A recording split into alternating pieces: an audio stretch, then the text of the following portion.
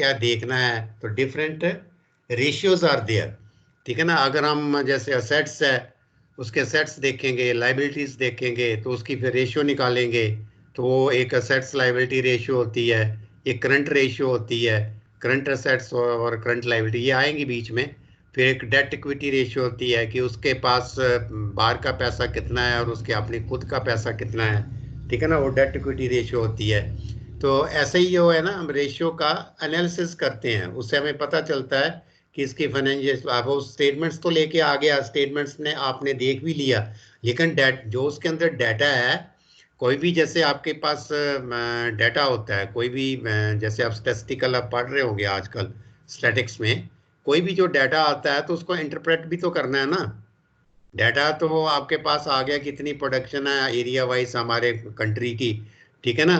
अब उसमें ये देखना है कि पर्टिकुलर जैसे एमपी स्टेट्स है, इसमें कितने एरिया के अंडर बीट होती है, ठीक है ना, 70% होता है या 80% होता है या कैसे। अभी अब स्टैटिक्स में आप यही पढ़ रहे होंगे कुछ मीन मोड मीडियन या कुछ ऐसी चीज़ें, तो उसको स्टैंडर्ड स्टैंडर्ड डेविएशन पढ़ रहे होंगे। तो जो हम उसको डाटा को इंटरप्रेट करते हैं, तो वो दैट इज द एनालिसिस। ऐसे इसमें जो इसकी फाइनेंशियल स्टेटमेंट्स है, उसका भी एनालिसिस होता है। तो first of all I take your, तो अभी हम ना साथ साथ में ये करेंगे। एक minute,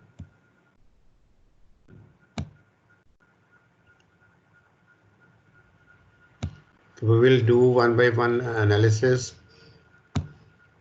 I was taking your attendance actually, no?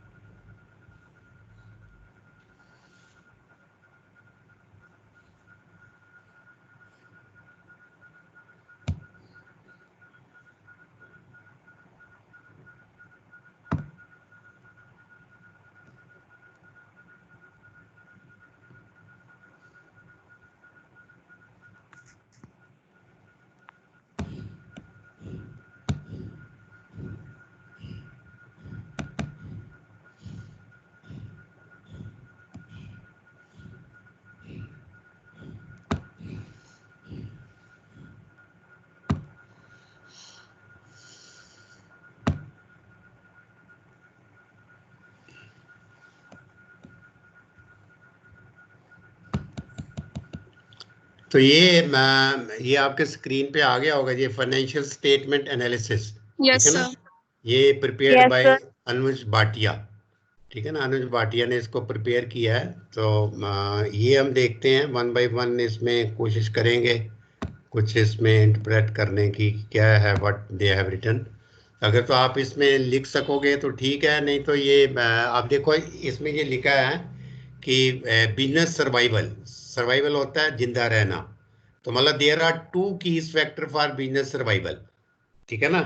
अगर किसी कोई जो एंटरप्रेन्योर है, कोई भी जो बिजनेसमैन है, अगर उसको अपने बिजनेस में जिंदा रहना है, सर्वाइवल यही होता है ना, अपने बिजनेस को चलाना है, तो दो चीजें उसमें की फैक्टर हैं। एक तो प्रॉफिटेबिलिटी, ठीक है ना, प्रॉफिटेबिलिटी, प्रॉफिटेबिलिटी का मतलब कि अगर उसमें प्रॉफिट हो रहा है। और दूसरा वर्ड है सॉल्वेंसी, ये आजकल बहुत ज्यादा वर्ड यूज हो रहा है, अगर आप तो बैंकिंग के साथ नहीं रिलेटेड। तो ये प्रॉफिटेबिलिटी तो सबको पता ही है, जैसे मैंने आपको बताया कि अगर रेवेन्यू और एक्सपेंसेस का डिफरेंस है तो प्रॉफिटेबिलिटी है। अब सॉल्वेंसी क्या होता है? सॉल्वेंसी का मतलब ये है कि अगर वो कोई सपोज कर लो एक फर्म है, उसने पैसा लिया है, या फार्मर है उसने पैसा लिया है बैंक से, लेकिन वो बैंक का पैसा नहीं दे पा रहा, ठीक है ना। अगर नहीं दे पा रहा तो फिर बैंक क्या करेगा? बैंक उसके एसेट्स बेच के वो पैसे को पूरा करेगा। तो वो अगर उसमें सॉल्वेंसी वाली कैपेसिटी है तो तभी वो बिजनेस में सरवाइव कर पाएगा। अगर उसके पास वो भी चीज नहीं है तो he can not survive in the business. तो यही है, ये लिखा है profitability solvency. Profitability is important if the business is to be generate revenue, ठीक है ना, in excess of the expenses. यही मैंने आपको बताया कि प्रॉफिटेबिलिटी क्या होती है। और दी सॉल्वेंसी क्या है, जो नीचे जो आपका पॉइंट है सॉल्वेंसी, ये वाला जो है सॉल्वेंसी में क्या है, दी solvency of a business is important because it looks at the ability of the business in meeting its financial obligations. Financial obligations मतलब होता है कि अगर उसने बाहर से पैसा कोई उधार लिया हुआ है, उसको अगर वो मीट कर पाता है कि नहीं कर पाता, ये उसकी सॉल्वेंसी पे डिपेंड करता है। ठीक है ना, समझ रहे ना वर्ड सॉल्वेंसी। सॉल्वेंसी का मतलब कि जो उसने पैसा लिया हुआ है, बैंकों से लिया हुआ है, वो उसको चुका पाएगा कि नहीं, ये उसकी सॉल्वेंसी पे डिपेंड करता है। तो ये इतना कोई नहीं है, लेकिन आपको सिर्फ समझना ही है कि ये क्या है। तो next is financial statement analysis, जो हम बात करते हैं कि फाइनेंशियल स्टेटमेंट एनालिसिस। एनालिसिस मैंने जैसे आपको कहा कि उसको इंटरप्रेट करना। तो financial statement analysis will help business owners and other interested people to analyze the data। ठीक है ना, डाटा को एनालाइज करना in financial statements to provide them with better information about such key factor for decision making and ultimate business survival। अगर आपको ये लिखना है तो ये बेशक लिख लो, ये लिख सकते हो आप, फाइनेंशियल स्टेटमेंट एनालिसिस। ये मैं बोलता भी जाता हूँ, कुछ जिनको दिखाई दे रहा है, आपको सारा दिखाई, आपको ये मतलब लिजिबल है ना? Yes sir. हाँ, तो इसमें आप ये 2-4 जो लाइनें हैं आप लिख लो, फाइनेंशियल स्टेटमेंट एनालिसिस, इसको एफएस से लिख लो, एफएसए। एफएसए का ही मतलब होता है financial statement analysis will help business owner and other interested people to analyse the data in financial statements to provide them with better information about such key factors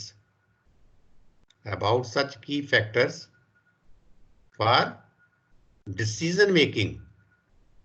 decision लेना है उसको, decision making कि whether I should continue this business or not, and ultimate business survival, जो मैंने कहा, and ultimate business survival कि उसको business को जिंदा रखना है, जहां इसको खत्म कर देना है। तो ये उसको फाइनेंशियल स्टेटमेंट एनालिसिस से पता चलेगा।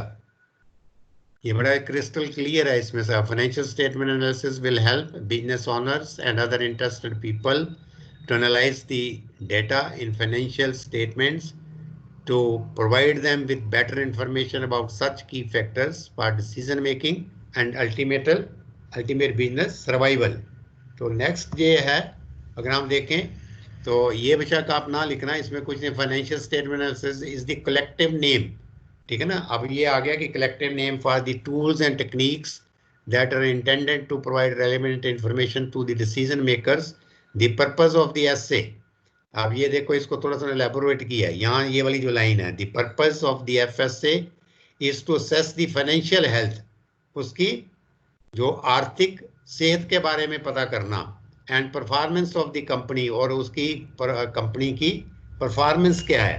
ठीक है ना, परफॉर्मेंस जैसे आपकी परफॉर्मेंस, आपकी जब एग्जाम आप क्लियर करते हो तो आपकी जीपीए आती है, तो उससे पता चल जाता है ना परफॉर्मेंस। ऐसे इसकी परफॉर्मेंस देखना। और फिर FSA consist of the comparisons for the same company over the period of time. तो ये जो इस लाइन का मतलब ये है कि उसको ये देखना है फाइनेंशियल एनालिसिस में कि over the period of time कि इतने जो आप जैसे उसको 2 साल हो गए हैं, 3 साल हो गए हैं, तो उस कंपनी ने कैसा परफॉर्म किया है। अब इतना कोई ये इम्पोर्टेंट नहीं है, आप इतने ज़्यादा इसमें रख लो कि फाइनेंशियल हेल्थ देखने के लिए, इसमें कोई इतना नोट भी करने वाला नहीं है। सॉरी, ये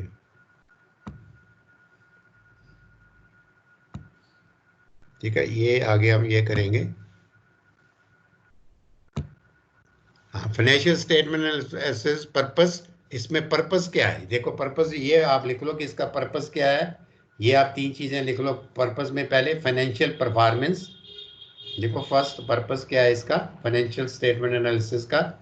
financial performance, financial position, financial performance, second is financial position, then third is prediction of future performance, prediction of future performance, मतलब उसको ये पता चलेगा कि मेरे आने वाले टाइम में मेरी क्या परफॉर्मेंस रहेगी। ठीक है, तो ये आप इसमें सिर्फ इतना ही लिखो और नहीं, ज़्यादा नहीं करना इसमें। Next is financial statement analysis, यही पास्ट परफॉर्मेंस वही है, फिर प्रेजेंट परफॉर्म कंडीशन, फिर फ्यूचर परफॉर्मेंस। तो ये भी इतना नहीं है, इट्स नॉट इम्पॉर्टेंट। अब ये जो मैंने आपको बताई थी कि फाइनेंशियल स्टेटमेंट्स कौन कौन सी हैं, ये देखो वही है इनकम स्टेटमेंट जिसकी बात हमने की थी, रेवेन्यू और एक्सपेंसेस की, फिर ये बैलेंस शीट, ठीक है ना, फिर स्टेटमेंट ऑफ रिटेन्ड अर्निंग्स और statement of change in financial position, इसका मतलब यही होता है फंड फ्लो स्टेटमेंट या कैश फ्लो स्टेटमेंट। ठीक है ना, ये देखो नीचे लिखा है उसने, पहले जो है इनकम स्टेटमेंट, फिर बैलेंस शीट, फिर स्टेटमेंट ऑफ रिटेन्ड अर्निंग्स, फिर statement of changes in financial position, इसका मतलब होता है fund flow statement. Fund flow statement ये लिखा है, changes in working capital position, ये इसी के अंदर आते हैं, changes in financial position, change in cash position, changes in overall financial position. तो ये जो है ये है फाइनेंशियल स्टेटमेंट्स। इसमें लिखा है ना इनकम स्टेटमेंट, लिखना है तो ये लिख लो, नहीं तो वो वाली जो है आपने मैंने लिखाया हुआ है वही सफिशिएंट है, आप इसमें फिर कंफ्यूज हो जाएंगे। ठीक है ना, यू डोंट राइट इट, क्योंकि ये वो उसमें फिर कंफ्यूजिंग स्टेटमेंट्स आ जाती है ना। तो नेक्स्ट, हाँ हाँ, फिर ये है effective financial statement analysis. Effective statement financial statement analysis होगा, to perform an effective financial statement analysis you need to be aware of the organisation, business strategy, objectives, annual report. ये भी आप रहने दो क्योंकि ये बड़ी डीप वाली बातें आ जाती है ना। Then is effective financial statement requires that you, ये भी रहने दो। स्टैंडर्ड ऑफ कंपैरिजन, ये भी है, ये क्योंकि ये आपके काम की नहीं है ना, इसलिए मैं कहता हूँ। सोर्स ऑफ इंफॉर्मेशन, ये जो सोर्स ऑफ इंफॉर्मेशन क्या होता है, ये कंपनी से रिपोर्ट्स, कंपनी की रिपोर्ट्स होती हैं, ये आपने नहीं देखी होंगी, जैसे डायरेक्टर रिपोर्ट होती है, फिर फाइनेंशियल स्टेटमेंट होती हैं, ये भी आपके ऑडिट रिपोर्ट होती है, ये हम सब मंगवाते हैं जब कंपनी कोई हमारे पास अप्रोच करती है। जैसे आप टाटा बिरला जहाँ रिलायंस को आएगी तो डायरेक्टर रिपोर्ट होती है, डायरेक्टर रिपोर्ट होती है कि इसमें जैसे एक कंपनी है जैसे अंबानी की, रिलायंस की, उसमें डिफरेंट डायरेक्टर्स हैं। ठीक है ना, जैसे मैंने आपको उसमें भी बताया था कि एक चीफ मैनेजिंग डायरेक्टर होता है बैंक के, बैंक बोर्ड में बैंक के डायरेक्टर्स होते हैं, फिर सीएमडी होता है, तो वो डायरेक्टर अपनी एक रिपोर्ट बना के देते हैं, वो एक डायरेक्टर की रिपोर्ट होती है। ये एक बड़ी बड़ी कंपनियों की बात कर रहा है वो, तो ये आपको नहीं समझ आएगा, इसको रहने दो। बाकी ये जो नीचे लिखा है ना, ये इंफॉर्मेशन सर्विसेज, क्रिसल, इकरा, ये आजकल आप इसमें पढ़ रहे होंगे, इकरा और क्रिसल, ये जो है ये ऑडिटर रेटिंग देते हैं, किसी भी कंपनी की रेटिंग देते हैं कि इस कंपनी की रेटिंग क्या है, उसका ऑडिट करते हैं। ऑडिट तो आपको पता है ना, निरीक्षण करते हैं, निरीक्षण करने के बाद रिपोर्ट देते हैं कि ये कंपनी का रेटिंग क्या है। वो रेटिंग के अलग अलग ट्रिपल ए देते हैं, जैसे आपके ग्रेड आते हैं ए, फिर बी, फिर सी, ठीक है ना, ऐसे इसमें वो रेटिंग देते हैं, ट्रिपल ए, डबल बी, ऐसा। तो ये वो है, ये भी आपका नहीं है, this is not for you. और ये भी रहने दो टूल्स, आगे जो आएगा मैं आपको बताऊंगा। और ये है आगे, financial ratios can be classified into 5 category. ये देखो ये वाले जो है, ये अब रेशियो एनालिसिस आ गया। रेशियो तो आपको पता ही है ना, रेशियो निकालना, ठीक है ना, एक चीज को दूसरी चीज से जब डिवाइड करते हैं तो रेशियो आ जाती है। तो ये फाइनेंशियल, आपने पहले हमने फाइनेंशियल स्टेटमेंट्स देखी, अब फाइनेंशियल रेशियो एनालिसिस, ये इंपॉर्टेंट है। Financial ratio analysis involves calculating and analysing ratios that use data, data को यूज करके एनालिसिस करेंगे ना, जो रेशियो निकालेंगे, फ्रॉम 1 2 और मोर फाइनेंशियल स्टेटमेंट्स। आपने ये लिखना है तो लिख लो बेचार। Financial ratio analysis involves calculating and analyzing ratios that use data from 1 2 or more financial statements। ठीक है ना, तो financial ratios can be classified into 5 main categories. अब ये 5 कैटेगरीज हैं जो फाइनेंशियल रेशियोज की। तो पहले तो है, फर्स्ट इज प्रॉफिटेबिलिटी रेशियोज, ये आप लिख सकते हो, प्रॉफिटेबिलिटी रेशियो, प्रॉफिटेबिलिटी रेशियो निकालनी। सेकंड आप लिख लो फाइनेंशियल रेशियोज कौन सी हैं, लिक्विडिटी और शॉर्ट टर्म सॉल्वेंसी रेशियो, ये हम आगे जाके डिस्कस करेंगे। लिक्विडिटी और short term solvency ratio. Then is asset management or activity ratio. तो यही आप सिर्फ इतनी लिखो, प्रॉफिटेबिलिटी रेशियो लिखो, लिक्विडिटी और शॉर्ट टर्म और असेट मैनेजमेंट, ये तीन ही लिखो, बाकी आगे की दो ना लिखो, क्योंकि वो बड़ी बड़ी कंपनीज के लिए है, फाइनेंशियल स्ट्रक्चर या कैपिटलाइजेशन। जो पहले तीन लिखनी है, profitability, liquidity and asset management. ठीक है, तो प्रॉफिटेबिलिटी रेशियो एलिमेंट्स ये इसमें लिखा है। प्रॉफिटेबिलिटी रेशियो क्या है, जो फर्स्ट हमने लिखी है, analysing on sales and trading margin, focus on gross profit.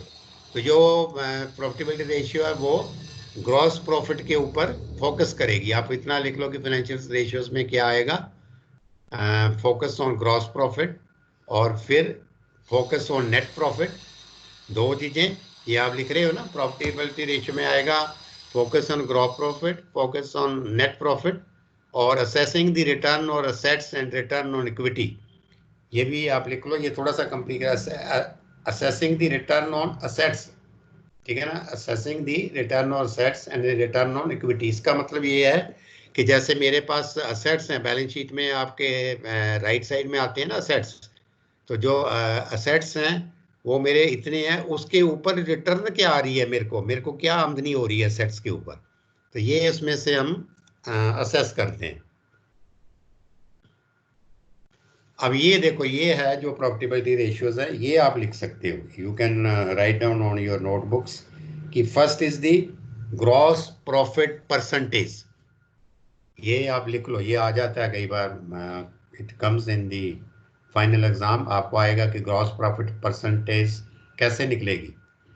Gross profit percentage लिख रहे हो ना ये,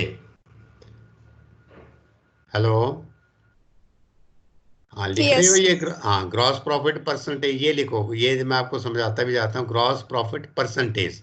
अब इसमें देखो ये बड़ा क्लियर किया हुआ है, gross profit over net sales multiply by 100। अब देखो जैसे मैंने कोई, आप एक सब लोग फार्मर है, हम फार्मर की एग्जांपल लेंगे ना अपने यहाँ, तो फार्मर है, उसने 100 क्विंटल गेहूं बेची, ठीक है ना, 100 क्विंटल गेहूं बेची, तो सपो कर लो उसकी 3 लाख की गेहूं बिकी, ठीक है ना, 3 लाख की गेहूं बिकी उसकी, और उसको प्रॉफिट हुआ सपोज कर लो 50,000 रुपया। 3 लाख की अगर बेचेगा, क्योंकि उसको बाकी अपने खर्चे भी तो निकालने हैं ना, 3 लाख में से, 3 लाख में से हो सकता है उसके 2 लाख खर्चा ही आ गया हो, तो 1 लाख उसको प्रॉफिट हुआ, ठीक है ना, 1 लाख ही हुआ ना ग्रॉस प्रॉफिट। तो 1 लाख जो प्रॉफिट हुआ, तो 1 lakh profit divided by 3 lakh sale जो हुई, 1/3 मल्टीप्लाई बाई 100, तो तकरीबन कितना आ जाएगा, 33%, ठीक है ना। उसकी ग्रॉस प्रॉफिट परसेंटेज कितनी आ गई, 33%, क्योंकि 3 में से 3 उसकी सेल है, वो कह लो 3 लाख सेल है, 1 लाख उसका प्रॉफिट है, तो 1/3 मल्टीप्लाई बाई 100, जो परसेंटेज निकालना है तो 33% आ जाएगा। ऐसे ही उसको ये निकाला हुआ है, तो ये ग्रॉस प्रॉफिट है। आगे जो नेट प्रॉफिट है, ये देखो नेट प्रॉफिट क्या होता है, नेट प्रॉफिट होता है कि जब उसका जो प्रॉफिट हुआ है, जो ग्रॉस प्रॉफिट हुआ है, ग्रॉस प्रॉफिट में से उसका जो ये टैक्स होते हैं, जो उसको टैक्स देने होते हैं, वो टैक्स उसमें से निकल जाते हैं ग्रॉस प्रॉफिट में से, तो फिर नेट प्रॉफिट आता है उसका, शुद्ध लाभ जिसको कहते हैं ना, शुद्ध लाभ या शुद्ध हानि, तो शुद्ध लाभ उसको नेट प्रॉफिट कहते हैं, शुद्ध लाभ, ठीक है ना। ग्रॉस प्रॉफिट है जो ओवरऑल प्रॉफिट हुआ है उसका, शुद्ध लाभ जो आएगा वो नेट प्रॉफिट और नेट सेल्स मल्टीप्लाई बाई 100, सिर्फ इसमें फर्क जो है नेट प्रॉफिट का है। तो नेक्स्ट वो क्या कहता है, और in some cases firm use the net profit before tax figure, firms have no control over tax expenses as they would have over other expenses. तो नेट प्रॉफिट परसेंटेज उसमें है नेट प्रॉफिट बिफोर टैक्स, ठीक है ना, इसमें after tax है। ये चीज़ आप रहने दो, आपको ये वाली लाइन छोड़ दो, आपको नहीं समझ आएगी, तो इसको छोड़ दो। आगे रिटर्न और असेट्स, जो मैंने अभी आपको बात की थी कि फाइनेंशियल रेशियोज में हम ये भी देखते हैं, return on assets. Return on assets का मतलब कि जो उसके पास जायदाद है, जो उसके पास असेट्स हैं, जो बैलेंस शीट से पता चलता है, फिक्स्ड असेट्स, फिर इंटरमीडिएट असेट्स, फिर जो करंट असेट्स, तो वो टोटल जो असेट्स हैं उसके ऊपर उसकी रिटर्न कितनी आई, रिटर्न वही जो नेट प्रॉफिट आया, ठीक है ना, वो उसके साथ, तो net profit divided by average total assets, ठीक है ना, average total assets multiply by 100, ठीक है। तो ये उसकी रिटर्न ऑन असेट्स है, और रिटर्न ऑन इक्विटी है net profit over average total equity. Equity का मतलब है जो उसने कैपिटल उसमें लगाई हुई है। ये असेट्स अलग चीज है, कैपिटल अलग चीज है। कैपिटल एक one of the part of assets है, ठीक है ना। अब मैंने जो आप बिजनेस में पैसा लगाया हुआ है, पैसा जो मैंने जो अपनी क्या उसको कहते हैं, पूंजी, पूंजी जो लगाई हुई है उसको हम इक्विटी कहेंगे। तो net profit over average total equity जो मैंने लगाई हुई है, उसके ऊपर मेरे को कितना प्रॉफिट आया, ये चारों रेशियो जो है ये प्रॉफिटेबिलिटी रेशियोज है। Gross profit percentage, net profit percentage, return on assets, return on equity, ये चारों चीजें लिख ली आपने। Have you written all these things and clear है ना आपको? यस यस है ना। तो ये बड़ा सिंपल है, इससे सब पता चल जाता है ना। आगे ये है लिक्विडिटी ऑन शॉर्ट टर्म, ये रहने दो, सब हम एनालिसिस पार्ट करेंगे। अब ये देखो, ये है जो मेन मैंने आपको बैलेंस शीट में भी बताया था, ये बड़ी वेरी इंपॉर्टेंट है, ये आपको एग्जाम में आ भी सकता है। लिक्विडिटी और short term solvency ratio. Liquidity, liquidity मतलब तरल, किसी फर्म की हमने लिक्विडिटी देखनी है, ठीक है ना। ये वर्ड आपको याद होने चाहिए, लिक्विडिटी। अब मैं आपके पास कोई फर्म आती है, जहाँ बैंक के पास जैसे हमारे पास आती थी, तो हम उसकी लिक्विडिटी देखते हैं। लिक्विडिटी देखते हैं कि इसकी जो मतलब जैसे आजकल कहते हैं ना कि आजकल रिस्क का टाइम है, बहुत रिस्क है, तो आदमी को उसकी लिक्विड फॉर्म में सब कुछ रखना चाहिए इमीडिएटली, जिसको मैं सेल करके अपना पैसा इकट्ठा कर लूँ। तो हम जब फर्म आती है तो उसको देखते हैं कि इसके पास लिक्विडिटी क्या है, कि एकदम पैसा कहाँ से ये निकाल सकता है, तो वो लिक्विडिटी होगी वो, ठीक है ना। तो लिक्विडिटी कहाँ से निकलेगी? अब देखो, ये लिक्विडिटी जो है वो है current assets minus current liabilities, working capital. इसको वर्किंग कैपिटल भी कहते हैं। आप लिखो, फिर मैं आपको समझाता हूँ। लिक्विडिटी जो है, लिक्विडिटी जैसे आपके, मैं सपोज कर लो आपके पेरेंट्स हैं, अगर उनको कहे कि उनकी लिक्विडिटी क्या है, तो वो लिक्विडिटी वही है जहाँ तो जो घर में पैसा पड़ा है, ठीक है ना, वो कैश फॉर्म में है, तो घर में जो पैसा पड़ा है वो लिक्विडिटी है। या घर में जो दाने पड़े हैं, जो आपके पास प्रोड्यूस पड़ा है, उसको बेच के आप एकदम पैसा ले लोगे। जहाँ आपके पास गोल्ड पड़ा है, तो वो उसको बेच के आप कर लोगे, वो लिक्विडिटी है ना आपकी। और आप जैसे आप मकान को, तो मकान आपकी लिक्विडिटी नहीं है, मकान तो पता नहीं कौन खरीदेगा, जमीन जो है लिक्विडिटी नहीं है, ठीक है ना, वो आपकी लिक्विडिटी नहीं है। जहाँ आपके बैंक में जो सेविंग में पैसा पड़ा है, जहाँ एफडी में पड़ा है, वो भी लिक्विडिटी है। आप बैंक में जाओ, पैसा अपना तोड़वा लो। लेकिन अगर आपने कोई इन्वेस्टमेंट की हुई है, कहीं पे आपने पैसा लगाया हुआ है, कहीं पे किसी प्रॉपर्टी में या कुछ में, वो आपकी लिक्विडिटी नहीं है, ठीक है ना, वो तो आपका पैसा फंसा हुआ है। तो ये current assets minus current liability. Current assets जो मैंने आपको बताए थे कि फार्मर के करंट असेट्स कौन से होंगे, उसके घर पे जो दाने हैं, उसके पास जो एनिमल्स हैं, वो करंट असेट्स हैं, ठीक है ना। उसकी जो क्रॉप लगी हुई है फील्ड में, वो उसके करंट असेट्स हैं। और करंट लाइबिलिटीज जो उसको पैसा इमीडिएटली पे करना है, ठीक है ना, शॉर्ट टर्म लाइबिलिटी है, करंट लाइबिलिटी है, वो उसकी वर्किंग कैपिटल है। एक तो ये है, ठीक है ना, लिक्विडिटी ये वर्किंग कैपिटल से निकलती है। फिर करंट रेशियो, ये बड़ी इंपॉर्टेंट रेशियो है। This is the most important ratio जो हम बैंक में उसको एनालाइज करते थे। तो करंट रेशियो क्या है? Current assets over current liability. ये आप लिख लो, ये ratio, current ratio is equal to current assets over current liability. ये आपको कभी भी कोई पूछ सकता है, current assets over current liabilities.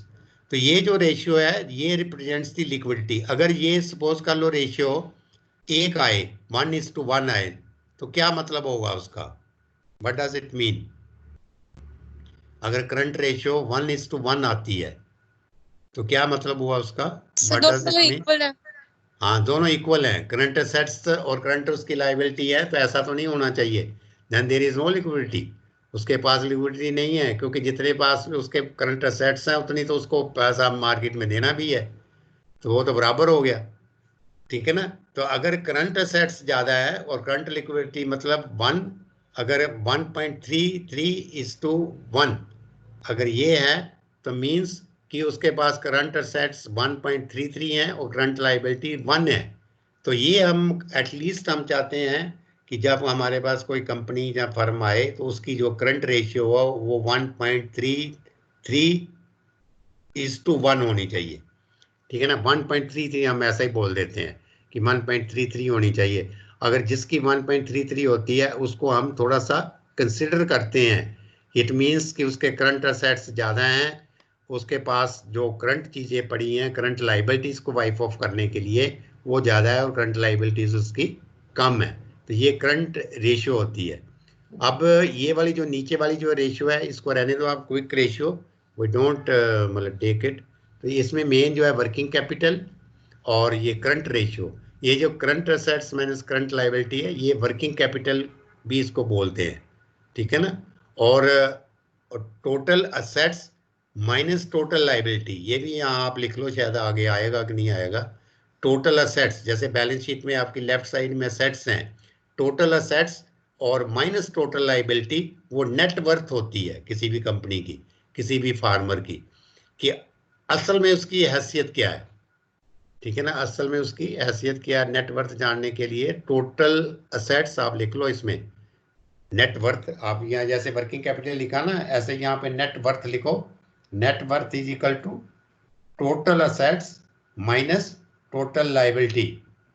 आप देखो जैसे टोटल असेट्स 100 हैं, 100 रुपीज हैं और टोटल लायबिलिटीज 40 है, तो 100 में से 40 निकल गए तो उसकी नेटवर्थ कितनी आ गई, कितनी आएगी? 60। हाँ 60 जो है उसकी नेट वर्थ है, मतलब उसकी ये उसकी असल में हैसियत है इतनी। ठीक है ना, जो नेट वर्थ उसकी इतनी एक्चुअल में जायदाद है, जिसको हम एक्चुअल में जायदाद कहेंगे, क्योंकि लाइबिलिटी भी तो निकालनी पड़ेगी ना। आप कोई कह देगा कि मेरे पास तो 10 करोड़ की कोठी है, 10 करोड़ के मेरे पास असेट्स है, मेरी जायदाद है, लेकिन अगर उसकी लाइबिलिटी नहीं पता कि उसको मार्केट में क्या देना है तो तब तक वो तो उसके असेट्स का क्या फायदा है। अच्छा, अगर उसको 10 करोड़ की कोठी है और देना उसको 15 करोड़ है मार्केट में, तो वो उसके एसेट्स का क्या फायदा, समझ गए ना बात को। तो ये है, ये Yes, थोड़ा sir. सा अकाउंटिंग का है, इसलिए मैं बड़ी आपको कोशिश कर रहा हूँ कि बड़े सिंपल वे में आपको बताने का। ये आगे वाला जो है ये रहने दो, क्योंकि सिंपल सिंपल जो है ना आपको बताएंगे।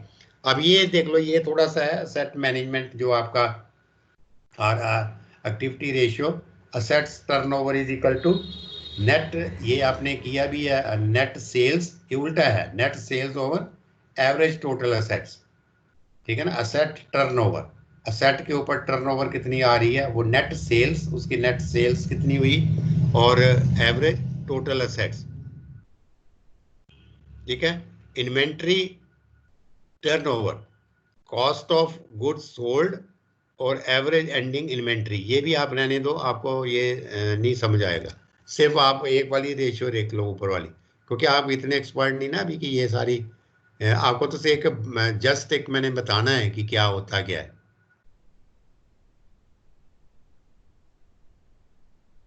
तो नेक्स्ट ये जो है ये एक, इसमें हम सिर्फ यही डिस्कस करेंगे, फिर उसके बाद वाइंड अप कर देंगे। फाइनेंशियल स्ट्रक्चर और कैपिटलाइजेशन रेशियो आप लिख लो वैसे ही ऊपर, फिर मैं आपको बताऊंगा। फाइनेंशियल स्ट्रक्चर और capitalisation ratios, long term fund management.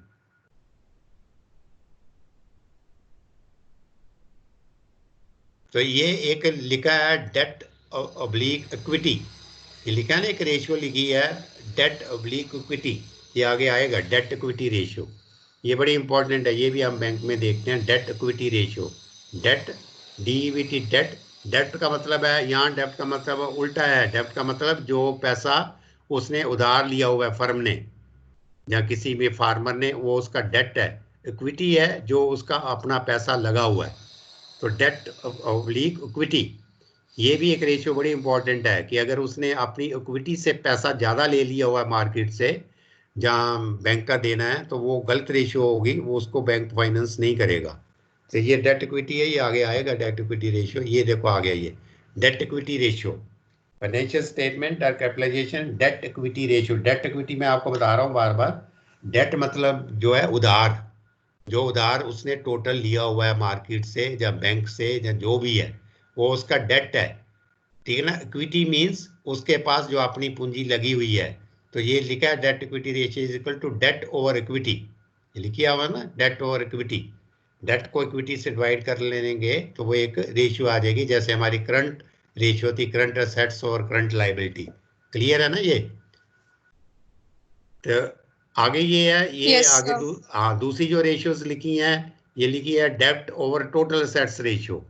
तो मतलब ये भी है कि उसकी जो टोटल असेट्स हैं, जैसे मैंने बताया कि सपोज कर लो उसके पास टोटल असेट्स 1,000 रुपये के हैं और उसका डेट जो है वो सपोज लो कम है, 100 रुपये का है, तो 100/1000 मल्टीप्लाई बाई 100, ये डेट ऑब्लिक टोटल असेट्स हैं। वहाँ जो डेट ऑब्लिक इक्विटी है, इक्विटी मींस जो अकेली कैपिटल है, capital is the part of the total assets, total assets का पार्ट हो सकता है, ठीक है ना। तो ये डेट ऑब्लिक टोटल असेट्स हैं। और फिर इक्विटी रेशियो, अकेला इक्विटी ली है उसने, अकेली इक्विटी, ठीक है ना, इक्विटी ओवर टोटल असेट्स। मतलब जो उसमें से ये देखना चाह रहे हैं हम कि जो उसकी अपनी पूंजी और जो उसके टोटल असेट्स हैं, जो उसका अपना पैसा कितना लगा हुआ है और टोटल उसके पास कितना जायदाद है, उसकी रेशियो, इक्विटी रेशियो। सभी ना, मैं एक एक करके क्लियर कर रहा हूँ आपको। इक्विटी रेशियो मीन्स कि उसका अपना पैसा कितना लगा है और टोटल, देखो जैसे उसका टोटल 1,000 रुपया है असेट्स, 1,000 के एसेट्स हैं और उसके पास उसकी अपनी पूंजी 100 रुपये की लगी हुई है उसमें, बाकी पैसा जो है 900 रुपया उसके अदर असेट्स हैं, तो टोटल असेट्स तो 1,000 है, तो 100 डिवाइडेड बाई 1000 मल्टीप्लाई बाई 100, ये जो इक्विटी रेशियो आएगी, ठीक है। तो ये टाइम इंटरेस्ट, ये आप रहने दो, this is not important for you. जो मेन रेशियो मैं आपको बता रहा हूँ, आपके लिए करंट रेशियो मेन थी, फिर डेट इक्विटी रेशियो जो है वो मेन है, फिर ये जो आपके debt over total assets ratio जो मैंने आपको मेन बोली है, सिर्फ वही आपको करनी है। तो ये मार्केट टेस्ट रेशियो मैंने ये कहा था कि ये this are not important for you, इसको हम छोड़ेंगे, ठीक है ना।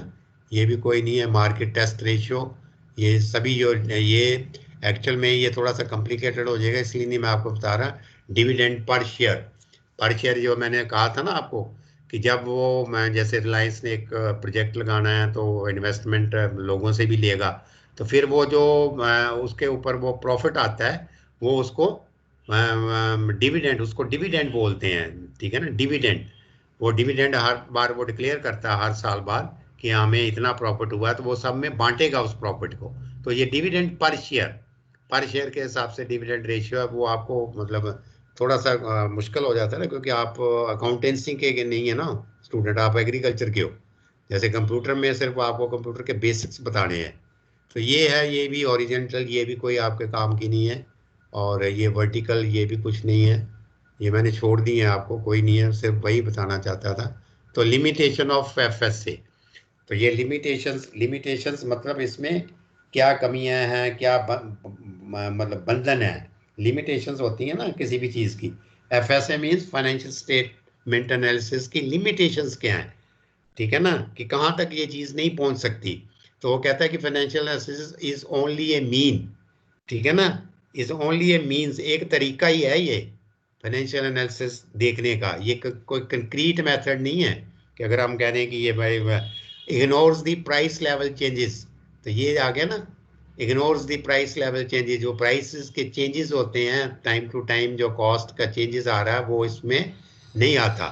Financial statements are essentially interim reports, देखो ये बड़ी इंपॉर्टेंट चीज़ है, financial statements are essentially interim reports, ये रोज की रोज का नहीं हमें कुछ भी बता रहा, ये तो हमें एक पर्टिकुलर पीरियड का बता देता है कि उस पीरियड का इन टर्म रिपोर्ट्स हैं। और accounting concepts and conventions, accounting concepts and conventions influence of personal judgement, तो मतलब ये क्या कहता है, इन्फ्लुएंस ऑफ पर्सनल जजमेंट, तो मेरी भी ये पर्सनल जजमेंट के ऊपर डिपेंड करता है, इसकी ये लिमिटेशन है। कोई किसी तरह से इसको इंटरप्रेट कर लेता है, कोई किसी तरह से इंटरप्रेट कर लेता है। डिस्क्लोज ओनली मॉनिटरी फैक्ट्स, ठीक है ना, तो इसका क्या मतलब हो गया, डिस्क्लोज ओनली मॉनिटरी फैक्ट्स, मतलब ये जितनी भी चीजें हम डील की ये सिर्फ मॉनिटरी हैं, एक्चुअल नहीं बता रहा वो कुछ भी। डिस्क्लोज ओनली मॉनिटरी, मतलब हम फाइनेंशियल टर्म्स में बात कर रहे हैं, ठीक है ना, जो उसकी पिक्चर फाइनेंशियल टर्म्स में आ रही है उसके देख रहे हैं, लेकिन उसकी एक्चुअल में क्या मार्केट में उसकी पोजीशन है वो नहीं हम देख रहे। Disclose only monitor. अब कोई आदमी है उसका मार्केट में इन्फ्लुएंस बहुत बड़ा है, इंटेग्रिटी बहुत अच्छी है, is having the good integrity, ठीक है ना, मैंने जैसे कहा कि इज ए ऑनेस्ट मैन, वो है सब कुछ, लेकिन उसकी जो मॉनिटरी सिस्टम है जो आप अगर हम देखें वो वीक है, ठीक है ना, तो हम उसकी एक्चुअल वो चीज ना देख के हम सिर्फ मॉनिटरी ही फैक्ट्स देख रहे हैं, ठीक है ना, उसकी वो चीजें नहीं हम स्टडी कर पा रहे। तो ये इसकी लिमिटेशंस हैं। तो ये है जो कि आई मतलब suppose to make you understand about it, ठीक है। तो इसमें काफी कुछ I think it has been made very much clear to you, हुआ ना क्लियर काफी? Yes sir. है ना, तो ये काफी आपको क्या हो गया,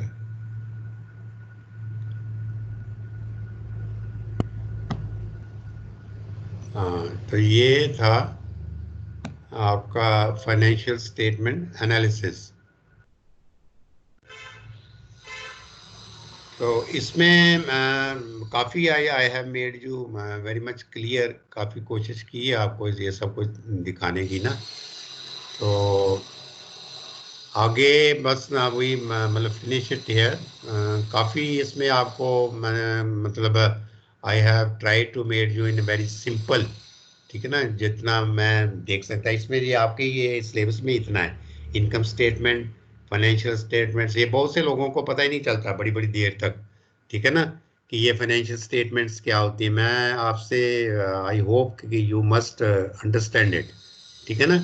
आपको एटलीस्ट बेसिक्स पता होना चाहिए। देखो आपको तीन चार चीज़ें जरूर पता होनी चाहिए कि एसेट्स क्या होते हैं, लाइबिलिटीज़ क्या होती हैं, करंट एसेट्स क्या होते हैं, करंट लाइबिलिटीज़ क्या होती है, डेट क्या होता है, इक्विटी क्या होता है, ठीक है ना।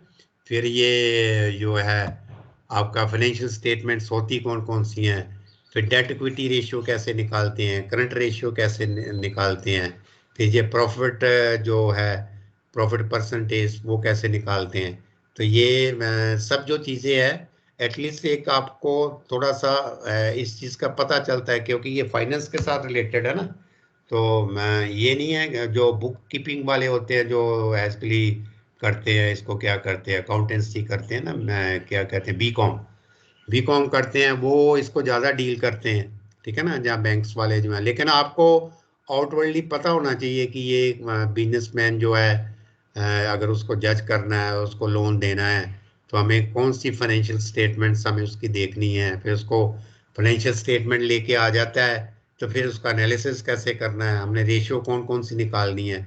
अभी आप इतने एक्सपर्ट नहीं हो जाएंगे कि एकदम उसको निकालना शुरू कर दोगे, लेकिन आपको पता होना, क्योंकि अभी तो आपने देखी भी नहीं, है ना, आपने बैलेंस शीट भी नहीं देखी कोई, ठीक है। तो आप नेट पे वैसे एक बैलेंस शीट निकाल के देखो जो बैलेंस शीट होती हैं, फिर उसमें कोशिश करो उसमें वर्किंग कैपिटल निकालने की, करंट असेट्स निकालने की, करंट लाइबिलिटी क्या क्या है।